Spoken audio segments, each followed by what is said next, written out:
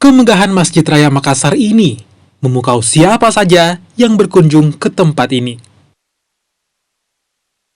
Masjid tertua di kota Anging Mamiri ini pertama kali dibangun pada tahun 1948, yang diprakarsai Kiai Haji Ahmad Bone, seorang ulama asal Kabupaten Bone, Sulawesi Selatan.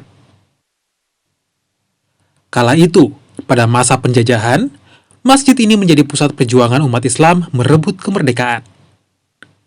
Masjid Raya Makassar juga menjadi tonggak sejarah pertama kalinya ajang Musabakoh Tilawatil Quran atau MTQ digelar.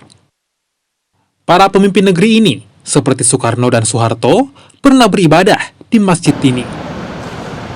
Sekedar diketahui bahwa Masjid Raya Makassar ini, khususnya di kota Makassar, sebetulnya tahun 1955 MTQ Cikal Bakal MTQ di Sulawesi Selatan itu sudah ada.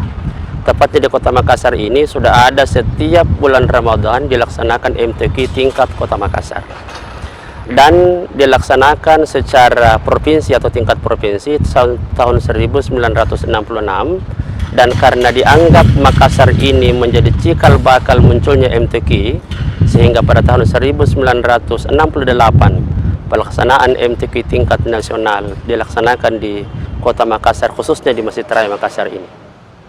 Arsitektur masjid ini mirip dengan gaya Spanyol, seperti mihrab masjid yang seluruhnya berhias tulisan Asmaul Husna, dan daya tarik lainnya adalah dua buah menara yang masing-masing memiliki tinggi 47 meter dan 66,66 meter, yang memiliki arti sebagai pelambang jumlah ayat dalam kitab suci Al-Quran.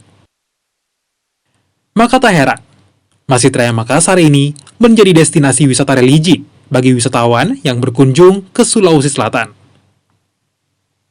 Tim Liputan, Kompas TV, Makassar, Sulawesi Selatan.